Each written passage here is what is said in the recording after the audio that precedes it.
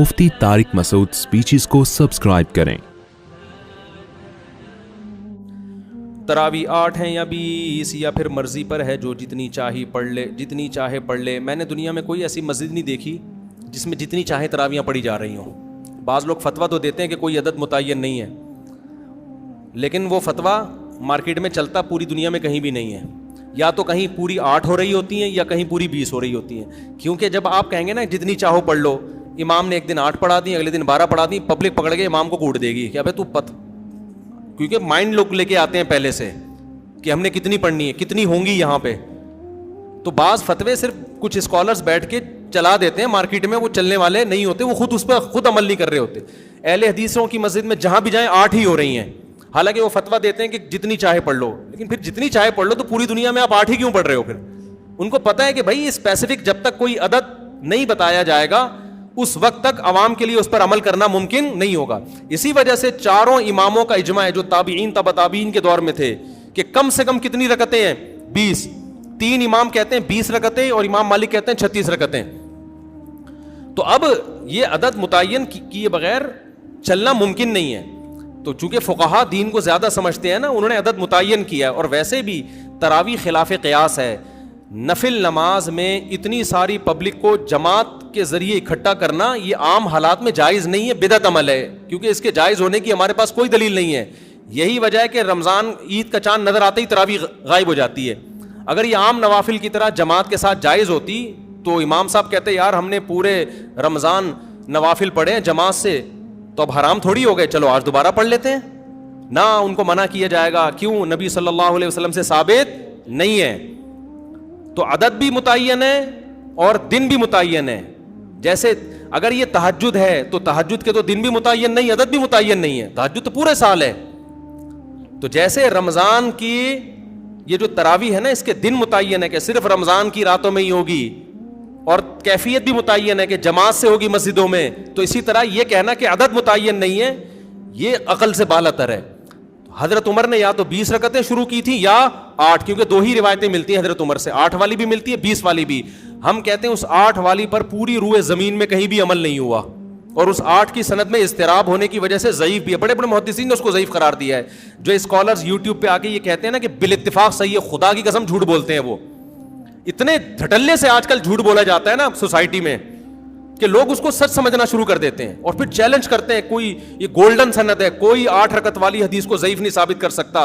हम जब कहते हैं कि हम जब हवाले पेश करते हैं, मेरी ऑडियो बयान है उस पर पूरे मैंने हवाले पेश किए हैं कि कितने लोगों ने उसको मुस्तरब कह के, मुस्तरब हदीस भी ज़ईफ होती है, उसको रद्द किया है, तो वो उसका जवाब ही पी जाते हैं। वो चैलेंज उनके चल रहे हैं, लोग उनके हवालों से मुतासिर हैं।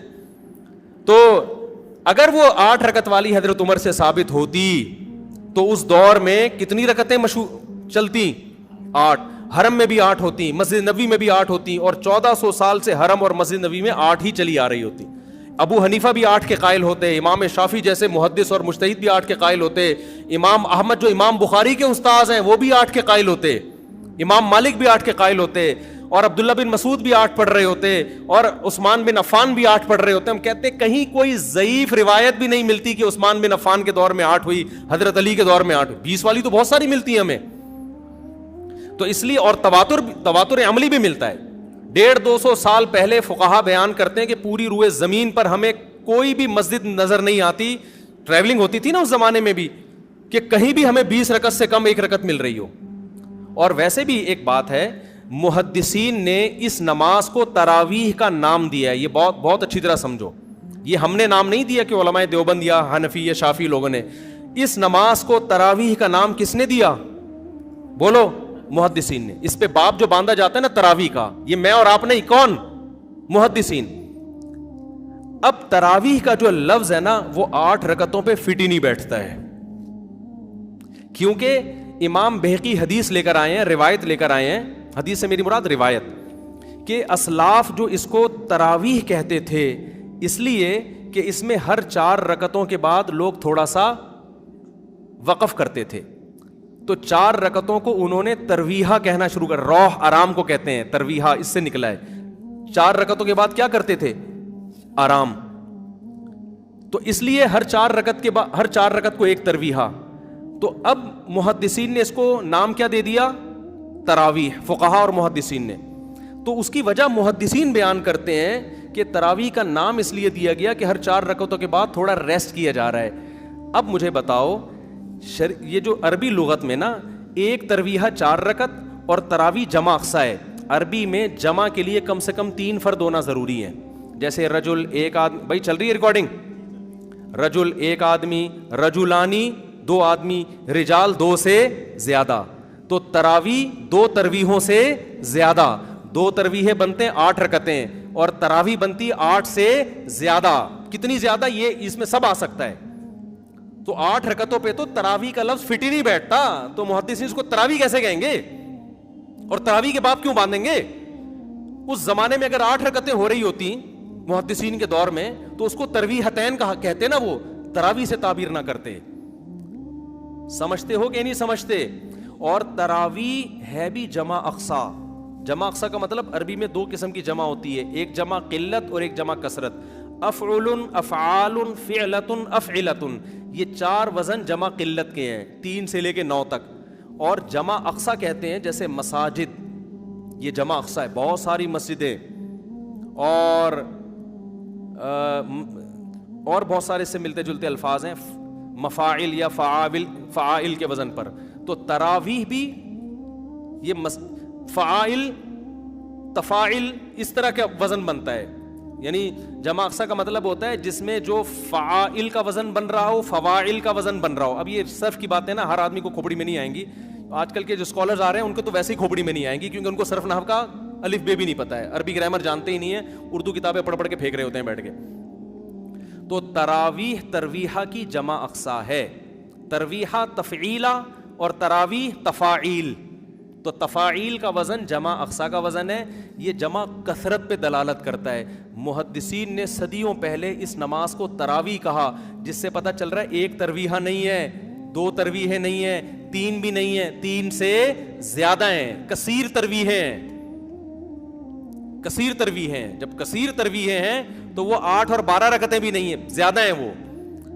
تو جو حضرات اپنی مسجدوں میں 8 رکعت تراویح پڑھتے ہیں تو بھائی آپ اس کو تراویح کی نماز ہی نہ بولو، ترویحتین بولو. اچھا انہوں نے بھی یہ کام کرنا شروع کر دیا، اب اس کو تراویح بولنا چھوڑ کے صلاۃ اللیل بولنا شروع کر دیا ہے کہ ہم صلاۃ اللیل بولیں گے، تراویح بولیں گے ہی نہیں اس کو. یہ آپ ایک اور مصیبت میں پھنس جاؤ گے. آپ ایک ٹینشن سے تو بچنا چاہ رہے ہو لیکن آپ ایک دوسری ٹینشن میں پھنس جاؤ گے. وہ ٹینشن یہ ہے کہ محدثین کے دور میں یہ صلاۃ اللیل ہے تو صلاۃ اللیل ہی، وتر بھی صلاۃ اللیل ہے، تہجد بھی، ہر نماز جو رات کو پڑھی جائے وہ صلاۃ اللیل ہے. لیکن محدثین نے، یہ میں نے نہیں، ٹھیک ہے نا، محدثین اور فقہا نے اس کو الگ نام اس لیے دیا تھا یہ بتانے کے لیے کہ یہ صلاۃ اللیل عام صلاۃ اللیل جیسی نہیں ہے، اس کے کچھ احکام دوسری نمازوں سے ڈفرینٹ ہیں. اس میں بڑی جماعت ہوگی، ایک امام کے پیچھے لوگ پڑھیں گے اور عشاء کے بعد پڑھی جائے گی یہ. جبکہ صلاۃ اللیل کب پڑھی جاتی ہے؟ جو تہجد جس کو آپ صلاۃ اللیل، وہ رات کے آخری حصے میں. تو تراویح آپ کو رات کے آخری حصے میں پڑھنی چاہیے. پھر اس میں آپ بڑی جماعت قائم نہ کریں کیونکہ رسول اللہ صلی اللہ علیہ وسلم نے جو 3 دن رمضان میں جو نماز پڑھی ہے وہ 3 دن کے بعد آپ نے ترک کر دی تھی. تو جو نماز آپ نے ترک کی ہے وہ آپ کنٹینیو کیوں پڑھ رہے ہو رمضان میں؟ بھائی کیا دلیل ہے آپ کے پاس؟ آپ کہتے ہو حضرت عمر نے شروع کی ہے، تو حضرت عمر نے جو شروع کی ہے اس کو محدثین نے تراویح کہا ہے. صلاۃ اللیل تو ہے وہ، لیکن اس کو الگ سے بھی ایک نام دیا ہے. اور تراویح کا لفظ 8 رکعتوں پہ صادق نہیں آتا. اس کا مطلب حضرت عمر نے 8 پڑھی نہیں تھی، 8 سے زیادہ پڑھی ہیں. اور پھر پوری روئے زمین پہ جو پڑھی گئی ہیں، ان تمام باتوں کا کسی کے پاس کوئی جواب نہیں ہے. بعض لوگ کہتے ہیں بخاری کی حدیث ہے کہ نبی صلی اللہ علیہ وسلم رمضان اور غیر رمضان میں 8 سے زیادہ نہیں پڑھتے تھے.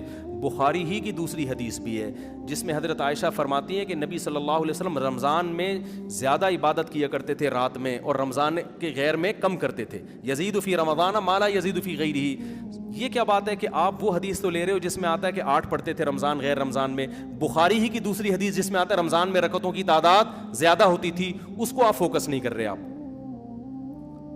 اس حدیث سے، بخاری ہی کی حدیث سے پتہ چلتا ہے بھی رمضان میں اگر 8 تھی، غیر رمضان میں 8 تھیں تو رمضان میں 8 سے زیادہ تھیں.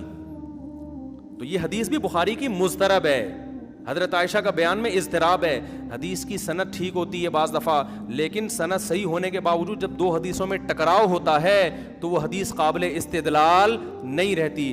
ہم یہ کہتے ہیں کہ امی عائشہ کہتی ہیں کہ ایک طرف کہہ رہی ہیں کہ رمضان میں آپ 8 پڑھتے تھے, دوسری طرف کہہ رہی ہیں 8 سے زیادہ پڑھتے تھے. ہم کہتے ہیں 8 والی حدیث کی تائید ہمیں دوسری حدیثوں سے نہیں ملتی, رمضان میں 8 سے زیادہ پڑھتے تھے, اس کی تائید میں دوسری صحیح حدیثیں موجود ہیں, لہذا ہم امی عائشہ کی یا بخاری کی وہ حدیث کو لیں گے جس میں 8 سے زیادہ کا ہے, اور رمضان کا تقاضا بھی ہے کہ 8 سے زیادہ پڑھتے ہو آپ. تو حرمین کا تواتر دیکھ لو صدیوں سے, پوری امت کا تواتر دیکھ لو, وہ سارا آپ نے ایک طرف رکھ دیا اور 8 کو پکڑ کے آپ بیٹھ گئے, جس پہ تراویح کا لفظ ہی فٹ نہیں بیٹھتا. اور آخری بات یہ, بعض لوگ کہتے ہیں امام احمد بن حنبل نے ترمذی میں نقل کیا ہے کہ تراویح کی کوئی تعداد متعین نہیں ہے. ترمذی میں امام احمد بن حنبل کا قول امام ترمذی نے نقل کیا ہے, لیکن یاد رکھو امام ترمذی کی جو اپنے شاگردوں کی کتابیں ہیں نا, جو فقہ میں ان کے شاگرد ہیں, اس میں امام احمد بن حنبل نے 20 رکعت کو ترجیح دی ہے. لہذا کوئی اس حوالے سے آپ کو دھوکہ نہ دے. ترمذی کا حوالہ پیش کیا جاتا ہے کہ امام احمد کہتے ہیں اس بارے میں کچھ بھی منقول نہیں ہے, کوئی یعنی مختلف تعداد منقول ہے. دوبارہ بتاتا ہوں, دیکھو امام ترمذی نے جب تراویح کے باب کے تحت احادیث ذکر کی ہے نا, تو اس کے نیچے امام احمد بن حنبل کا قول نقل کیا ہے کہ اس بارے میں یقینی طور پر کوئی عدد ثابت نہیں ہے, جو بھی تعداد منقول ہے ان میں سے کسی کو بھی اختیار کیا جا سکتا ہے. جبکہ میں کیا دعویٰ کر رہا ہوں, امام احمد بن حنبل کے نزدیک کتنی رکعتیں افضل ہیں؟ 20 رکعتیں. تو کوئی یہ حوالہ دے کے آپ کو کنفیوز کر سکتا ہے. تو خوب سمجھ لیں, جب کسی مجتہد سے 2 مختلف قول منقول ہوتے ہیں, ایک قول ان لوگوں سے جو فقہ میں ان کے شاگرد ہیں اور ایک قول جو حدیث میں شاگرد ہیں, تو مسائل میں اس قول کو ترجیح ہوتی ہے جو فقہ میں ان کے شاگرد, کیونکہ وہ قانون بیان کر رہے ہیں. امام احمد بن حنبل کی جو فقہ کی کتابیں ہیں جس میں امام احمد بن حنبل کا فتویٰ نقل کیا گیا ہے, جو ان کے جتنے شاگرد ہیں جس کو فقہ حنبلی کہا جاتا ہے, وہ سب اس پر متفق ہیں کہ امام احمد بن حنبل کے نزدیک کتنی رکعتیں ہیں؟ 20 رکعتیں ہیں. تو وہ زیادہ اس ترجیح ہے. دوسری بات یہ کہ امام ترمذی نے جو امام احمد بن حنبل کا قول نقل کیا کہ ان کی نظر میں کوئی تعداد متعین نہیں ہے, اس سے بھی 8 پھر بھی مراد نہیں ہے, کیونکہ امام ترمذی نے جو روایت پیش کی 16 رکعتوں والی, 20 رکعتوں والی اور 20 سے بھی زیادہ رکعتوں والی, تو وہ ان میں ترجیح دے رہے ہیں کہ یہ سب ثابت ہے. 8 کی امام ترمذی نے کوئی حدیث نقل کی نہیں ہے, تو 8 تو پھر بھی امام احمد حنبل کے 8 کا تو امام احمد حنبل تذکرہ ہی نہیں کر رہے ہیں. نہیں آ رہی بات میرا خیال ہے. تو یہ ایک خالصتاً علمی ٹاپک ہے. میرا اس پر ایک آڈیو بیان موجود ہے تراویح, پوری سندیں پڑھ کے میں نے اس کی تحقیق کی ہے. اور یہ بھی یاد رکھو, آج کل بعض اسکالرز گڑبڑ یہ کرتے ہیں, یہ بہت ہو رہا ہے یوٹیوب پہ, یہ منجن بہت بک رہا ہے. ایک حدیث ہوگی, بیان کرنے والا بھی صحابی ایک, اس سے بھی نقل کرنے والا ایک, وہ حدیث مختلف کتابوں میں ہے. تو پتہ ہے کیا کہتے ہیں؟ 6 حدیثیں اس بارے میں کتنی حدیثیں ہیں؟ ابے بھائی 6 حدیثیں نہیں ہیں, ایک حدیث ہے, اس حدیث کو مختلف محدثین نے لیا ہے. یہ منجن بڑا بک رہا ہے یوٹیوب پہ. پھر وہ حوالے دیتے ہیں, بخاری میں بھی حدیث نمبر فلاں فلاں فلاں, اس میں بھی یہ, مسلم میں حدیث نمبر فلاں فلاں فلاں, مشکات میں حدیث. حالانکہ مشکات میں تو حوالہ دینے کی ضرورت ہی نہیں ہے, کیونکہ مشکات تو بخاری سے لے رہی ہے. یہ منجن بک رہا ہے یوٹیوب پہ, اور بڑے مشہور اسکالر ہیں, میں نام نہیں لیتا, آج کل بہت سارے اسکالر یہ کام کر رہے ہیں. میں دوبارہ بتاتا ہوں کرتے کیا ہیں. جو اپنے مسلک کی تائید میں جب حدیث پیش کریں گے نا, حدیث صرف ایک ہوگی اور اس کے مخالف درجنوں حدیثیں ہوں گی, لیکن وہ منجن کیسے بکے گا؟ عوام تو سامنے بیچاری پڑھی لکھی ہوتی نہیں دینی اعتبار سے, وہ منجن ایسے بکتا ہے کہ یہ حدیث بخاری میں حدیث نمبر فلاں فلاں فلاں فلاں, مسلم میں حدیث نمبر فلاں فلاں فلاں, اس میں بھی ہے, ترمذی میں حدیث نمبر فلاں فلاں فلاں. ابے یار یہ تو چل رہا ہے نا, اس کو آگے لے آئیں. ترمذی میں حدیث نمبر فلاں فلاں فلاں. آدمی کہتا ہے یار اتنی ساری حدیثیں, اور یہ مولویوں کو کیا ہو گیا؟ پھر آپ کہتے ہیں مشکات میں حدیث نمبر فلاں. حالانکہ مشکات مستقل حدیث کی کتاب نہیں ہے, وہ یا تو بخاری سے لے رہی ہوگی یا مسلم سے یا اور کسی کتاب سے. تو جب بخاری کا حوالہ دے دیا تو کمبخت مشکات کا حوالہ کیوں دے رہا ہے؟ ٹھیک ہے نا. یہ ایسے ہی ہے جیسے میں کہوں کہ یہ حدیث بخاری میں فلاں اور ریاض الصالحین میں فلاں صفحے پر, تو ریاض الصالحین نے تو بخاری سے ہی لیا ہے نا. یہ منجن بک رہے ہیں, اور حدیث صرف ایک ہی ہے, وہ نقل کرنے تو وہ درجنوں حدیثیں نہیں کہلائیں گی, وہ ایک حدیث کہلائے گی. زیادہ حدیثیں جب کہلائیں گی کہ کم سے کم ایک سے زیادہ صحابی اس کو نقل کر رہے ہوں, یا کم از کم صحابی کے تو 2-4 شاگرد نقل کر رہے ہوں نا. تو یہ منجن آج کل بک رہا ہے, لوگ بھرم میں آتے ہیں. میں نے جب تراویح پر بیان ریکارڈ کروایا نا, آڈیو بیان ہے پوری سندیں پڑھ کے, اس میں ایک صاحب نے دعویٰ کیا تھا کہ 8 رکعت تراویح پہ 8 حدیثیں ہیں, حالانکہ 2 حدیثوں کو کیا بنا کے پیش کر دیا تھا. ایک بخاری والی حدیث جس میں آتا ہے کہ نبی رمضان غیر رمضان میں 8 پڑھتے تھے, جس کا تراویح سے تعلق ہی نہیں ہے. دوسری حدیث حضرت عمر سے, وہ بھی ایک ہی حدیث تھی, اس کو گھما کے کتنے 7 حدیثیں بنا کے پیش کی ہے. تو یہ منجن مارکیٹ میں بک رہے ہیں, ملتے جلتے ناموں سے دھوکہ نہ کھائیں. دیکھو دین قرآن و سنت کا نام ہے, اور قرآن و سنت کی وہ فہم جو ائمہ اربعہ نے جس کو سمجھا نا, اسلاف نے جس کو سمجھا, وہ فہم کو آج کے اسکالرس پہ آپ ترجیح دو, چاہے وہ سعودیہ کا اسکالر ہو, چاہے وہ دبئی کا ہو, چاہے وہ پاکستان کا ہو. آج کے اسکالرس پہ اعتماد نہیں کیا جا سکتا. لوگ کہتے ہیں مکہ کے اسکالر نے فتویٰ دیا ہے. بھائی مکہ کے اسکالر میں بھی دونوں طرح کے لوگ ہیں, وہاں بھی ایسے لوگ بھی ہیں جو مضبوط علم والے لوگ ہیں, اور ایسے لوگ بھی ہیں جو سرکاری ٹائپ کے ہیں, گورنمنٹ جو کہہ رہی ہے وہ فتویٰ دے رہے ہیں. ابھی تو وہاں تو کھلا اتنا آسان ہو گیا سعودی عرب میں, لیکن اس میں بھی آپ کو فتویٰ مل جائے گا کہ وہ صحیح ہے. تو تحقیق کہاں ہو رہی ہے؟ تو ابھی تو حکومتوں کے بڑے اثرات ہیں. یہ تو پاکستان بچا ہوا ہے, یہاں کے علماء ابھی بھی بہت حد تک حکومت کے دباؤ سے بچے ہوئے ہیں. لہذا یہاں غلط اسکالر بھی بھرپور ملیں گے, صحیح اسکالر بھی بھرپور ملیں گے.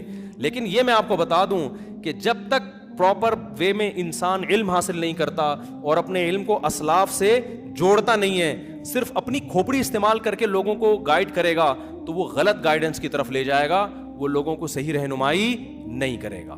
یہ بڑا مسئلہ ہے آج کل. تو آپ اپنے علم کو اسلاف سے جوڑیں اور دیکھیں ماضی کے فقہا کیا کہتے تھے. ان میں غلطی کا امکان کم ہے, آج کل لوگوں میں غلطی کا امکان زیادہ ہے, کیونکہ علم اٹھ رہا ہے, علم پھیل نہیں رہا. حدیث میں آتا ہے قرب قیامت میں علم اٹھے گا. ظاہر ہے اس سے سائنس اور ٹیکنالوجی کا علم مراد نہیں ہے, وہ تو پھیل رہا ہے, اس سے دین کا علم مراد ہے. اور اسکالرز آ کے آج کیا بات کرتے ہیں, آج جو نالج لوگوں کے پاس ہے وہ پہلے نہیں تھی. بھائی آپ تو حدیث کے خلاف بات کر رہے ہو. حدیث سے پتہ چلتا ہے کہ آج نالج کم ہو رہی ہے, پہلے دین کی نالج زیادہ تھی. بہت ہو گیا میرے بھائی یار.